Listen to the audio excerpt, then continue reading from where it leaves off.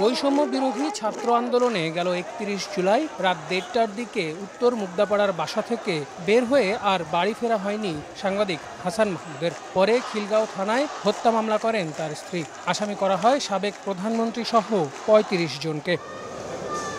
এ হত্যা মামলায় সাবেক বস্ত্র ও পাট মন্ত্রী এবং গাজী গ্রুপের চেয়ারম্যান গোলাম দস্তগীর গাজীকে নারায়ণগঞ্জ কারাগার থেকে ঢাকার চিফ মেট্রোপলিটন ম্যাজিস্ট্রেট আদালতে হাজির করে পুলিশ। এরপর এ মামলায় গ্রেফতার দেখানোর আবেদন করেন তদন্তকারী কর্মকর্তা খিলগাঁও থানার এসআই আজিজুল হক ভূঁইয়া। শুনানি শেষে মঙ্গলবার ঢাকা মেট্রোপলিটন ম্যাজিস্ট্রেট সাইফুল ইসলাম তাকে এ মামলায় গ্রেফতার দেখানোর আবেদন মঞ্জুর করেন। এরপর তাকে কারাগারে পাঠানোর আদেশ দেওয়া হয়। পাট ও বস্ত্রমন্ত্রী গোলাম দস্তগীর গাজী ওনাকে একটি সিআর মামলায় খিলগাঁও থানায় এফআইআর মূলকভাবে একটি মামলা দায়ের করা হয়েছে। ওই মামলায় আজকে ওনাকে শোন অ্যারেস্ট দেখানো হয়েছে।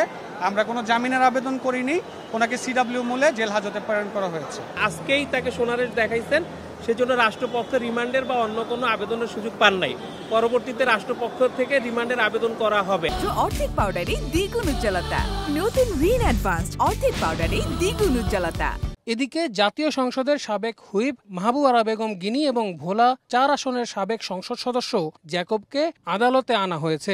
আর ডামি নির্বাচনের কারিগর এবং নির্বাচন কমিশন ও স্বরাষ্ট্র মন্ত্রণালয়ের সাবেক সচিব মোহাম্মদ জাহাঙ্গীর আলমকে গুলশান থেকে গ্রেফতার করা হয়েছে। তাকেও বিকেলে আদালতে হাজির করে রিমান্ড আবেদন করবে টিভি।